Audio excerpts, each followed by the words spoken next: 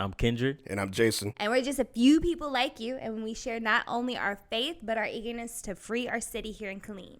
Stay tuned to our podcast, dropping on YouTube. Like, comment, share, subscribe. Tell a friend to tell a friend. To tell a friend. All right. That we're going to have local updates, perspectives, and so much more on how you too can be part of the movement of Free My City.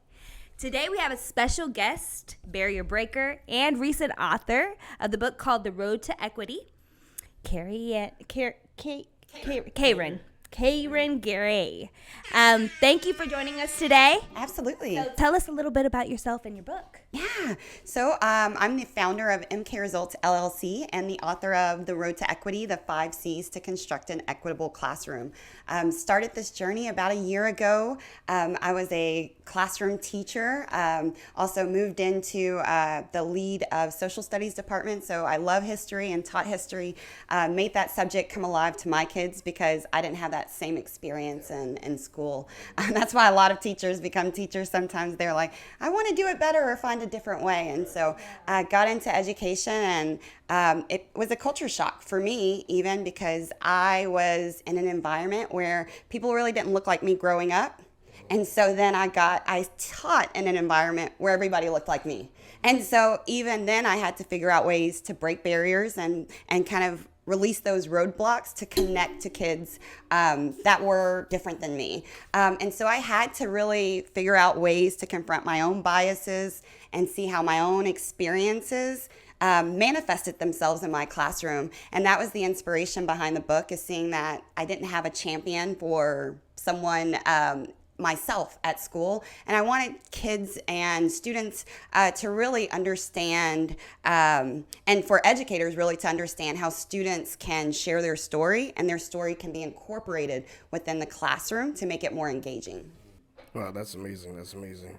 I really love that. And so we're doing a series, and it's called It Takes a Village. And so I actually had a question, because I had posted, I'm like, what would you like to ask Kayren, right?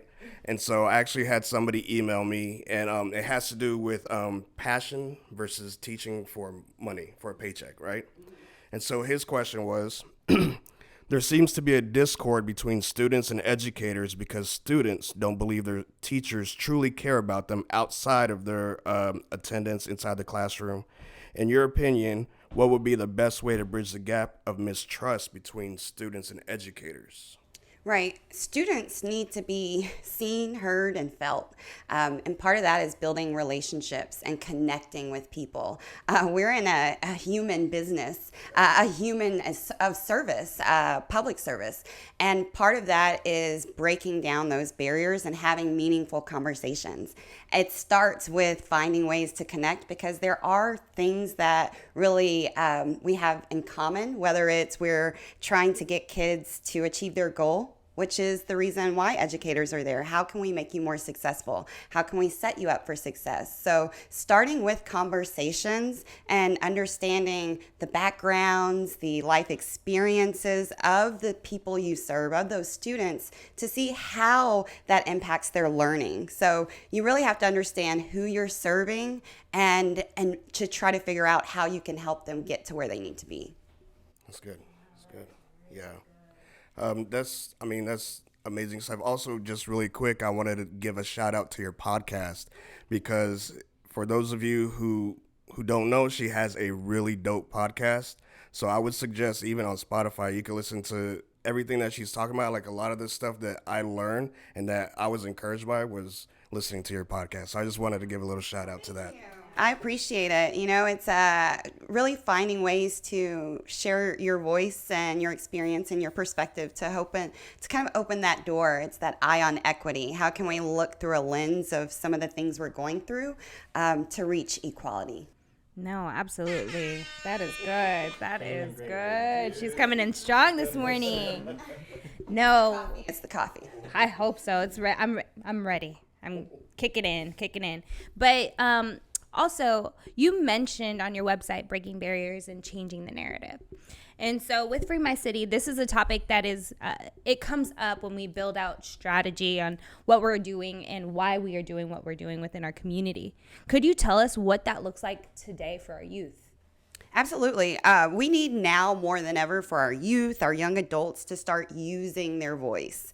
They can use their voice through their vote. They can use their voice on multiple platforms, creating their own podcasts. We have so much access in technology as far as, TikTok, social media, and kids are sharing, what they like, but they can also share their voice and be heard, and how sometimes the educational or inequities there or social injustices may impact their life experience, and carry a weight or burden that sometimes not everybody sees. And so it's just about bringing that awareness and getting involved in their community, because we can post all day about things, but we have to put that action behind there, So, absolutely. Of course, I agree on that.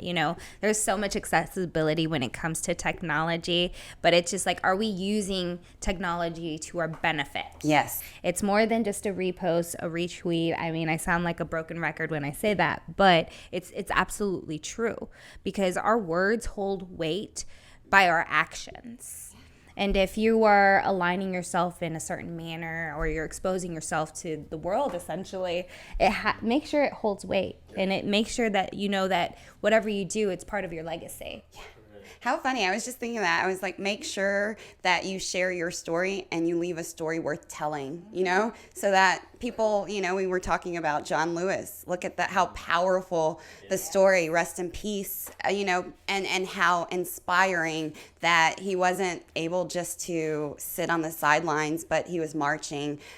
He shared about voting and how important that is, the significance. So he used his voice in a powerful way, in a meaningful way. And so we want to ask our youth and for them to share it with a friend, to like, to comment, to subscribe, and bring other people to the table. Because the more people at the table, the more conversations, the more views, the more perspectives that allow us to start saying, oh, when we make a decision, it may impact, a certain group of people this way. And we didn't know that because they weren't at the table before, or they weren't sharing their experience. Yeah. So you mentioned bringing more people to the table, a certain group of people. So on one of your podcasts, you mentioned the phrase "color brave," and that topic is sort of heavily talked about, especially right now during these times. And so, can you kind of explain what color brave means and how teachers, communities, households can implement that phrase in everyday life? Absolutely. Color brave is the opposite of being colorblind. Lots of people say, I don't see color, but that's essentially saying you don't see who I am or my full identity. And so it's saying, when you don't see that, you're blocking away maybe my life experiences that may be impacted by my color, so it's having those conversations and saying you have to look at people's color and be color brave to see them for who they are, to acknowledge that as part of their experience, to see how that may have impacted them, whether justly or unjustly, and how that may then be manifesting within their lives, their daily encounters, their conversations. So we have to start creating that conversation around seeing people for who they are, and creating that space of belonging and a safe space for us to have these conversations. Yeah, no, that's a good point. Especially with this newer generation, they want to belong, but they also want to contribute.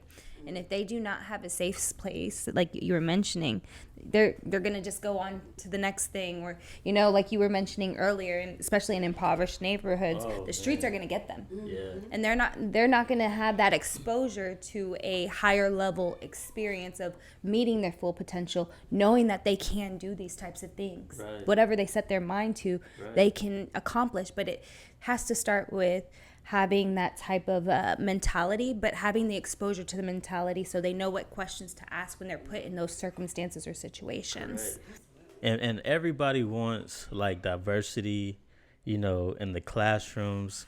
So I think it's important for educators to be conscious of being color brave and be proactive about it instead of reactive. I can remember being in the classroom in middle school, and I'm going to tell myself a little bit. I showed up late to class 2 days in a row. I don't know what it was. Couldn't get it together. And both days I got pretty heavy punishment for showing up late. I also can remember that another kid came late about maybe 2 or 3 weeks in a row, every single day late. I mean, like more than 5 minutes late. And nothing happened to the kid.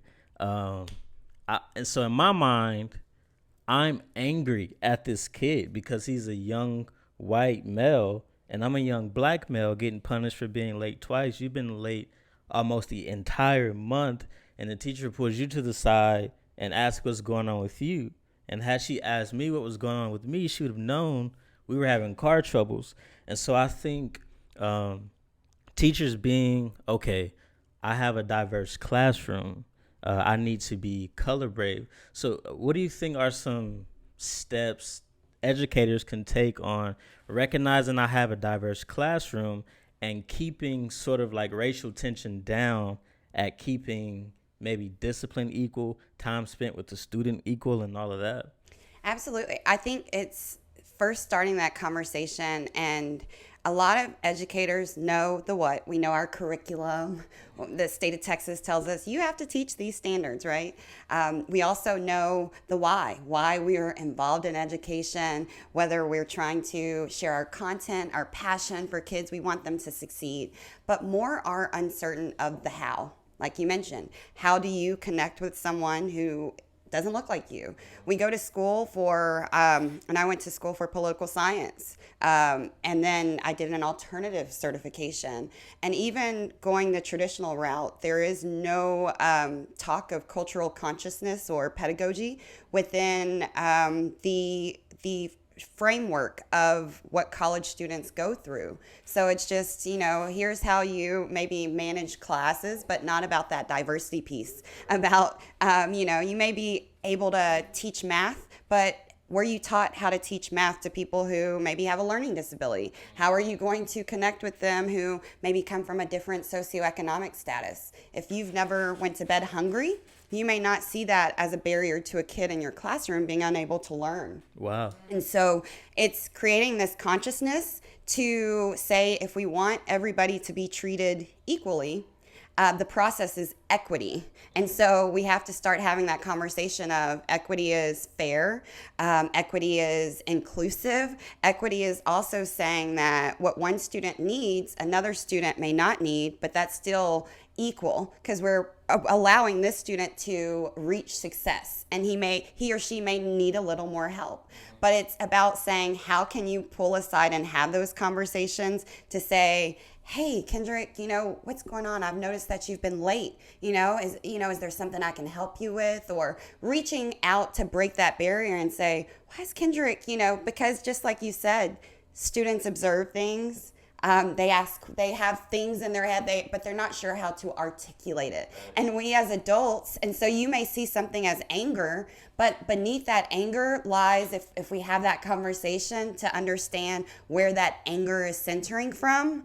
And that's, I think, what a lot of educators or leaders are unsure of, how to begin that conversation, how to facilitate it with someone who is different based on either surface level or beneath the cultural iceberg. We have different, eye contact. Some, cultures look at you and others don't.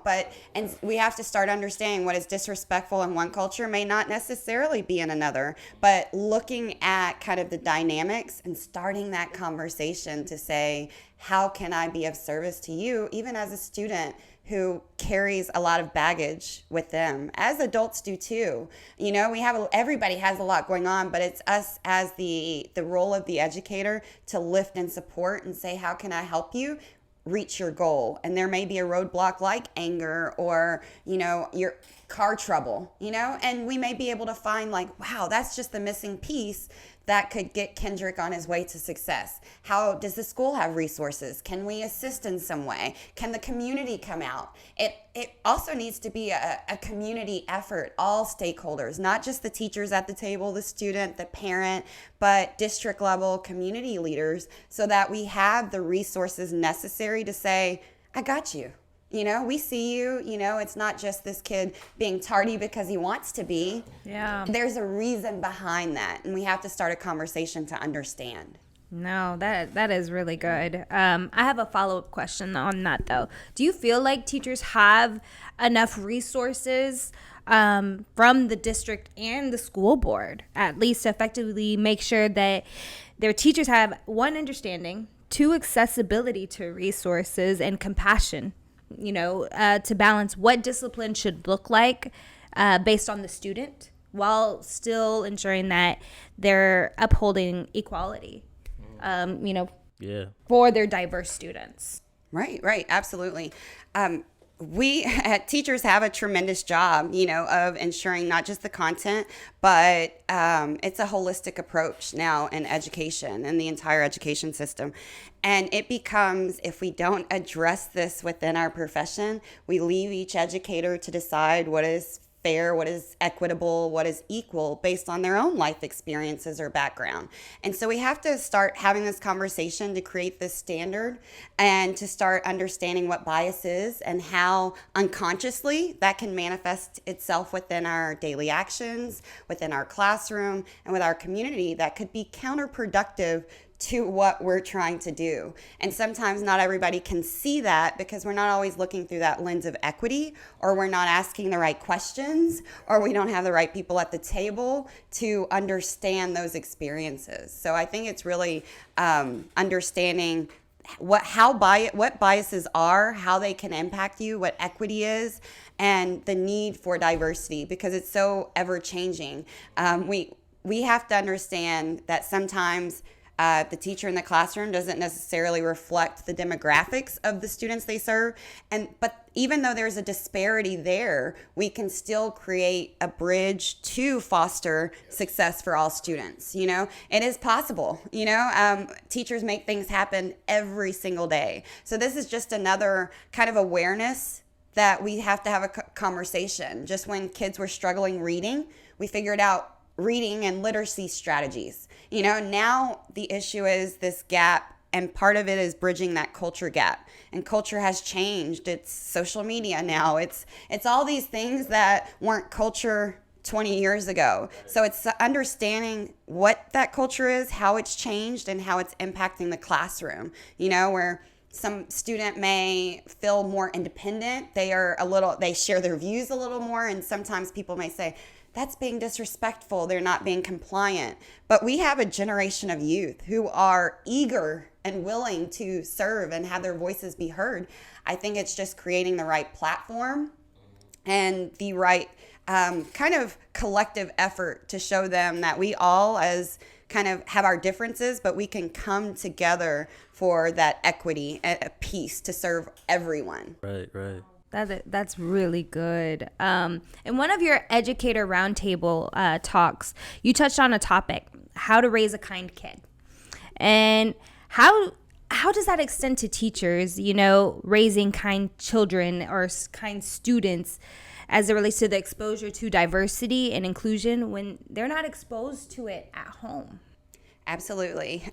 One of my colleagues, Danielle Guillory, does an amazing job. But she talks a lot about students sometimes who don't have that exposure in the elementary level. I've never been around diversity or other people that now that they're in a classroom that is diverse, you have to learn how to break those barriers. So understanding and not being silent about differences, because I think some people are unsure of what to say or how to say it, so they don't say anything at all, which is allows kids to kind of paint their own narrative in their head on, just like you thought with your teacher, you painted the own narrative in your head, versus if there was a conversation, you guys could have cleared that narrative and changed it instead of perpetuating it. Oh, Kendrick's coming in late every day. Kendrick's mad. That became your narrative for that teacher. And so how can we start to change that is by acknowledging and being color brave. We were doing an example with students on germs. Germs is the thing right now, how to make sure you teach kids, wash your hands, wear your face mask. And having those conversations, Danielle was showing the students all the information on how to wash your hands, but she also used it, and this is for pre-K, as a tool to show students that the kids within the picture were all different. And even one had on glasses. And she said, hey, this student has on glasses. What do you do what if he misplaced his glasses in the classroom? What would you do? But she asked the right questions to students, and she said, would it be okay if you came up and took his glasses off? Would that be okay? But having those conversations, because if parents aren't having those conversations, then they may come to school and be like, that's a toy. I'm going to take this kid's glasses off. I've never been exposed around a kid with glasses, or my parents don't wear glasses at home. So it looks like a toy to me. Right. So it's and that's on just a surface level. But if you don't point out and really be explicit and say that, hey, your hair is beautiful. It may look different than other people, but everybody has a gift. Everybody has something to offer to this world, and it's making it purposeful and showing that, hey, it's okay to have friends that don't look like me. It's okay to share with people who don't share the same background, but it's being intentional about those collective groups, those conversations, and not shying away from it, being conscious instead of unconscious. So is there like training or teachings out there as far like for educators and how to deal with different diversity and demographics and how to raise a kind kid, because that's amazing, but I mean, is there really programs out there for the educators in order to translate that into their classroom? There's been a lot of talk, especially in the current year with the climate, and as the gaps are widening in education, with all the changes that have been happening since earlier in this year. And the trainings I think are there, but it has to be the right conversations and facilitated in a way that is approachable and welcoming and inviting, to understand that everybody's voice is valued. And so that was part of the reason I wrote the book, The Road to Equity, and put together a training using Maslow's hierarchy of needs, which people are generally, they know that frame of reference. But it's looking through it through a lens of equity. So I recreated the chart to see that we have to confront our own biases and understand those barriers that students may have, those roadblocks in their way, in order to create opportunities to get to know them and understand who they are, so that then you can start to collaborate who they are within your curriculum, within your classroom. Some people have their classroom decorated before the kids even get there. And it's like, just decorate your desk and then kind of figure out who your kids are, kind of make it a classroom together. So when they come in, they're like, this is my classroom. They have some ownership and investment. It's not pink polka dots everywhere, for me to make me comfortable. I would always have my little desk in the corner, and have my little boundaries. But I try to really put my content, their work, and build that around. So when they came into the classroom, they felt empowered, that they took ownership and they were like, man, your classroom's comfortable. It feels like I'm at home, right. Yeah, we're just having a conversation about history, and it's gonna be fun today, or whatever. But it's having those conversations and making sure that you move through committing, and leading with love, that I'm consistent every day through my feedback to you. And that's a huge thing, is praise and feedback. When you reinforce those positive things, like, Kendrick, you showed up on time today, like, awesome, but acknowledging that you're getting it right, like, hey, you're helping, like, you were here and now you're there. Let's celebrate these small wins, and eventually that'll get you to the larger win, but it's having that conversation to move you to celebrate equity, diversity, and inclusion, so that we all can feel safe and in an environment where we can learn and grow and reach self-actualization, which is at the top of Maslow's hierarchy of needs, which is the goal for every educator, every classroom, every community. We want to see it to be equitable, diverse, and inclusive. Yeah, it's identity. You're sparking my business mind, Kayren, because you keep using like investment. I'm a business major, so when I hear stakeholder, when I hear that, I'm thinking money, like off top. So for me, I think funding, right, is a huge issue for communities, and even I think with opportunities, because funding in the education system, though teachers do a great job, it can almost make or break a student and or a classroom, right? Because if we were talking offline before we started about how many homes I think the district doesn't realize don't have internet access or don't have Wi-Fi, is there a way to which a teacher can reach a kid who doesn't have certain resources at home, or they're in a district that just they don't have the funds to have an iPad for each of their students to go home or anything? So how does funding, how do you get over the hump of lack of funding if you're teaching in some of those underserved communities? Yeah, I think this is where it becomes that collective community effort to put pressure on areas. We've seen for a long time in education that when we say urban, that usually means, students of color. Low socioeconomic schools are usually minority students. And so because we've seen this as the statistics, we have to start putting pressure on who we vote for and saying we need to channel more funding so that it is more equitable. We also need to start bridging the gap between school, city, and community. As far as like the community groups, because I feel like we can be so segregated, but still have the same mission, but we're all on our islands, kind of swimming alone to get to that larger mission. But it's a way that we can start coming together collectively to pool resources where they're not available until we start kind of using our voice, our vote, to put the right people and right leaders in office who are aware about this and are sitting at the table with us and are really passionate about the same thing.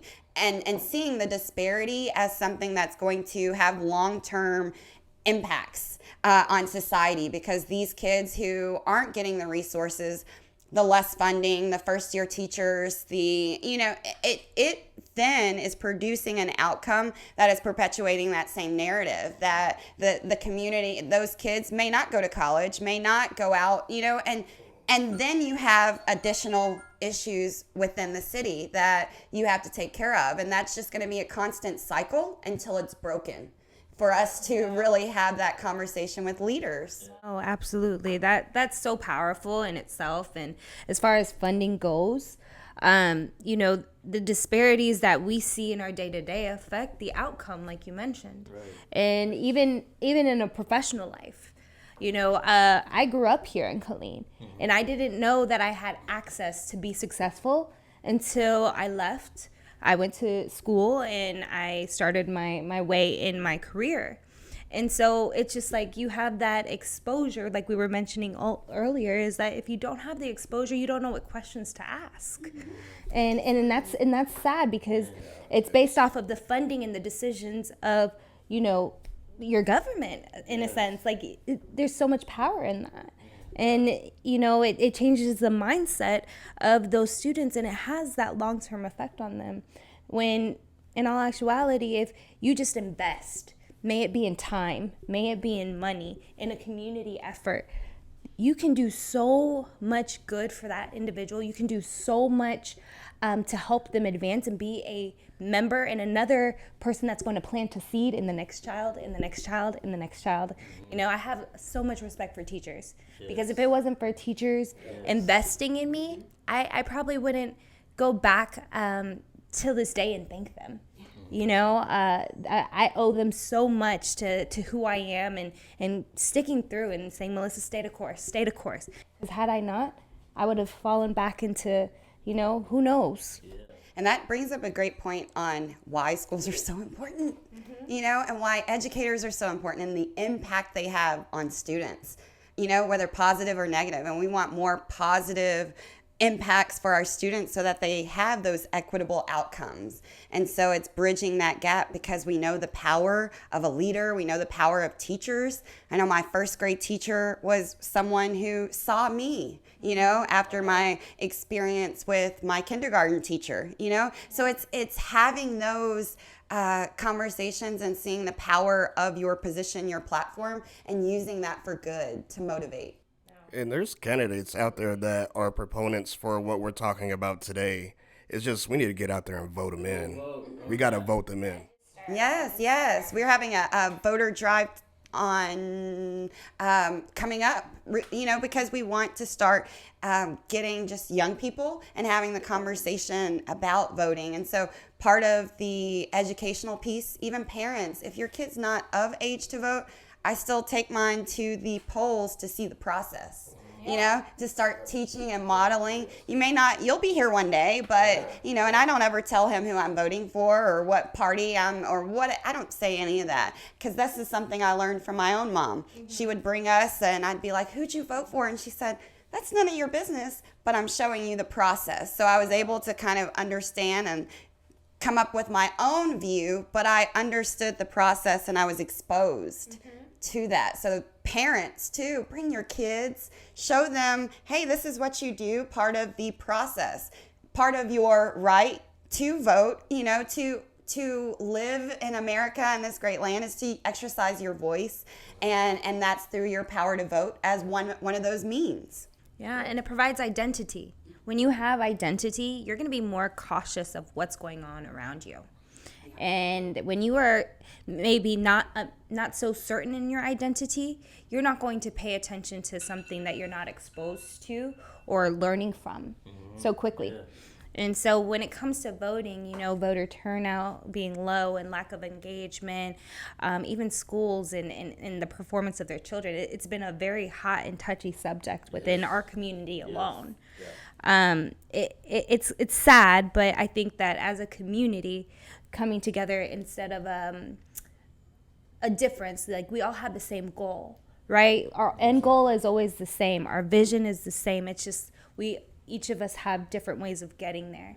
And I think the moment that we all start coming together as a community, we will be able to advance as one. I've said this before. If we want to get anywhere, we have to start showing up as a community. Correct. And that starts with engagement of our children, because ultimately there's going to be a point that they are going to be the ones speaking for us. Mm-hmm. So right now is the moment that we have to start speaking for them. Right.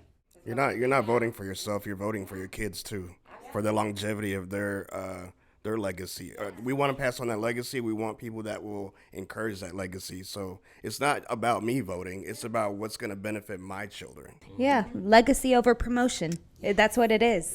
Yeah. And when you start building that legacy, that's something that you build, that pride that comes along with that, and that community effort, that collective effort, and that voice that says we want change, we want we show up, not just posting about it like you said, but here's the action behind it. That's great. Great stuff. Wow, this was good. I really needed this morning. Thank you. This has been awesome. I'm super. Thank you guys for inviting me, connecting. What you guys are doing to progress the message of our city is much needed to start that conversation, that dialogue with diverse people. And starting in education is so important, because what we do now really depends.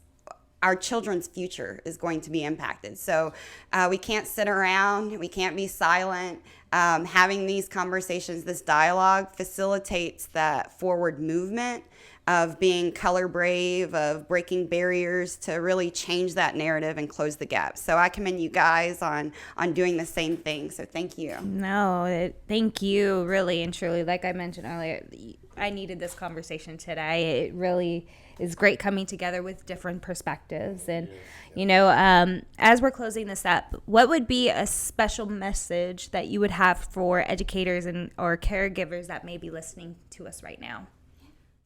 I would say really confront biases. It's a reflection in the mirror that we can't change the system if we don't start changing the heart of the system. And so it's really impacting showing your inward heart, but doing it through an outward action. So we need more action, more advocacy, and more people really speaking up. So lead with love, really let that be kind of through your actions, through your gestures, through your words. If we start with love there, we can't go wrong. So always have that intention of your mind. If you're not sure what to say, lead with love and start there. No. Ooh, wow. Yeah, and y'all, please get her book, The Road to Equity.